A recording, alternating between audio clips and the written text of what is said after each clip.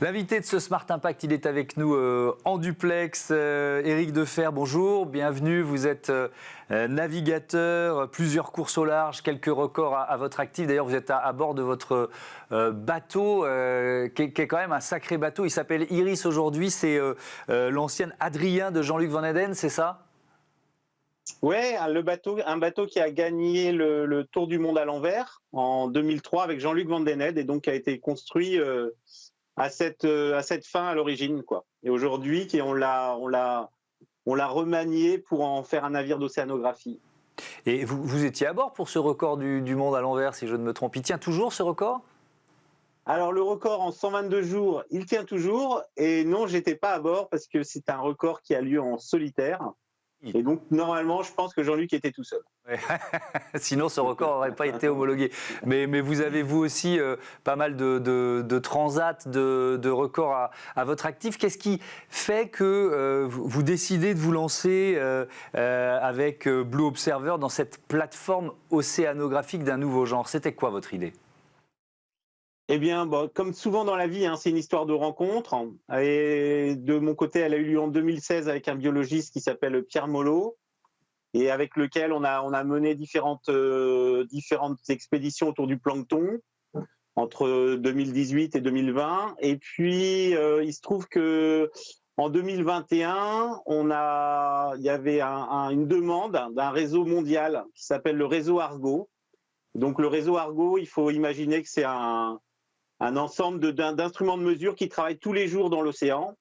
Et donc, on a répondu en gros à un appel d'offres et c'est un peu l'origine de Blue Observer, la partie instrumentation physique du coup, prise de mesure. Et avec donc cette logique de décarbonation de l'océanographie. C'est vraiment ça, l'originalité et même le côté unique de cette expédition ? Oui, ben, effectivement. Alors la voile présente pas mal d'avantages. Le premier avantage est qu'il n'y a pas besoin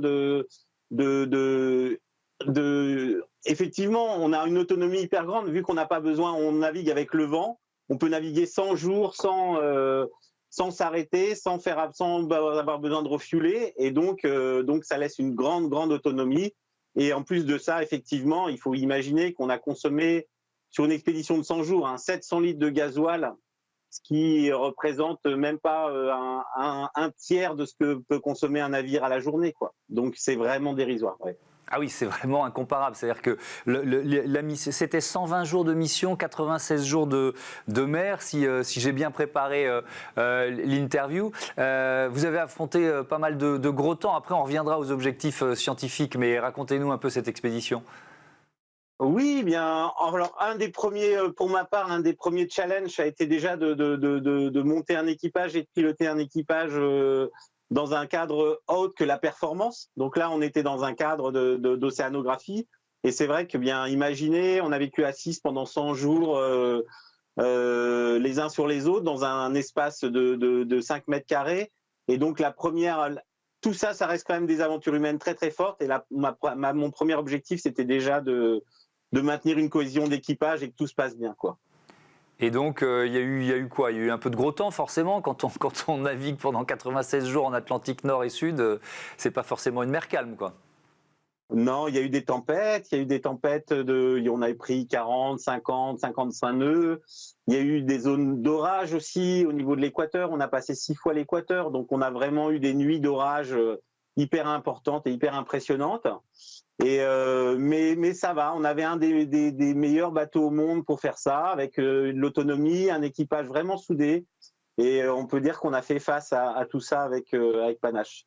Et donc, cet objectif scientifique, vous nous avez présenté le réseau Argo, on va y revenir peut-être un peu plus en détail, mais votre mission, c'était quoi?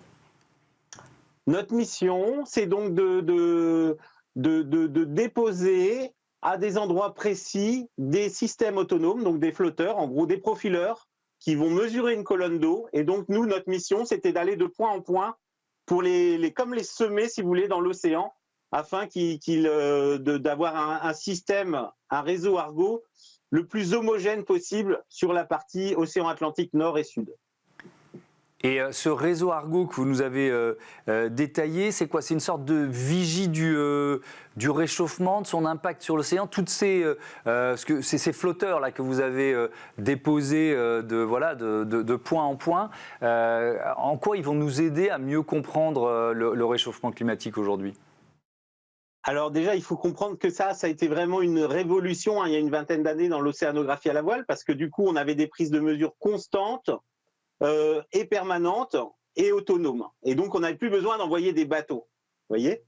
Et effectivement, c'est des flotteurs principalement qui vont mesurer température et salinité. Donc, imaginez, sur une période de 25 ans, ça donne vraiment des graphiques et un historique, si vous voulez, du réchauffement océanique. Et ça permet, alors ça a deux grands points importants qu'il faut retenir. Alors le premier, effectivement, ça rentre dans les rapports généraux du GIEC parce que c'est des prises de mesures qui sont en open source et souvent utilisées par la communauté scientifique. Et deux, ça vient aider à la constitution de vos bulletins météo jusqu'à 40%. La donnée de Argo vient jusqu'à 40% dans le bulletin météo. Par exemple, il faut bien savoir, par exemple, la température de l'eau au-dessus de 30 degrés, elle peut être cyclonique. Et donc, ça permet de voir les formations cycloniques et les systèmes ainsi. Alors, vous nous l'avez dit, en équipage. Il y avait des scientifiques à bord. Est-ce qu'il y avait besoin de scientifiques à bord pour une mission comme celle-là? Alors, on n'a pas fait, nous, on fait on n'a pas un scientifique pur, on a des profils mixtes, marins et scientifiques. Et après, on ne fait pas d'analyse en mer. Nous, on collecte de la donnée, on la conserve, si c'est de la donnée biologique, si c'est de la donnée physique, pareil, on la conserve comme du data.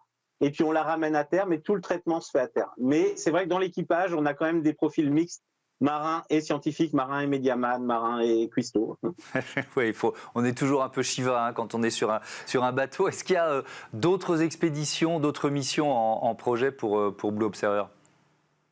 Oui, il est prévu que nous repartions en fin d'année dans l'océan Indien, via le Cap, avec toujours une partie d'instrumentation pour le réseau Argo. Et puis là-dessus, il y a associé d'autres missions pour d'autres laboratoires scientifiques autour de la microbiologie, des plastiques et d'autres projets comme ça. Et alors justement, c'est une question qu'on doit assez souvent vous poser sur l'évolution de la pollution dans l'océan. Alors, on ne la voit pas forcément au milieu de l'océan. Souvent, c'est plutôt aux embouchures des fleuves. Mais est-ce que vous percevez quand même la dégradation de la situation et l'accroissement de la pollution plastique dans l'océan ? Effectivement, il faut voir que les grosses concentrations sont liées à ce qu'on appelle dans les panaches des sorties de fleuves, hein, donc l'Amazonie, le Congo ou d'autres plus près de chez nous. Mais oui, on voit de la partie macroplastique, donc ce qu'on peut voir à l'œil nu est quand même plus conséquente qu'il y a 20 ans. On en voit plus. Tout comme les algues, on parle des sargasses. Vous voyez, il y a 15 ans, 15-20 ans, il n'y avait pas de sargasses. Aujourd'hui, on traverse l'Atlantique au niveau tropical, on tombe sur des bancs de sargasses impressionnants. Donc oui, il y a plus de macroplastique, il y a plus de sargasses, et on sait que effectivement, c'est pas allé dans le bon sens, dirons-nous. Un dernier mot, Éric Defer, pour parler de cette aventure. On va pouvoir la découvrir dans un documentaire intitulé Le défi d'Iris, c'est ça? Il sort bientôt. Où est-ce qu'on pourra le voir, ce documentaire? Alors, on a une première diffusion au grand public le 27 juin à Brest, dans les locaux de la PAM. Et d'ailleurs, à ce sujet, je remercie grandement un de notre partenaire, à Ludium, hein, qui est à nos côtés, qui nous a aidés sur toute la post-production du documentaire.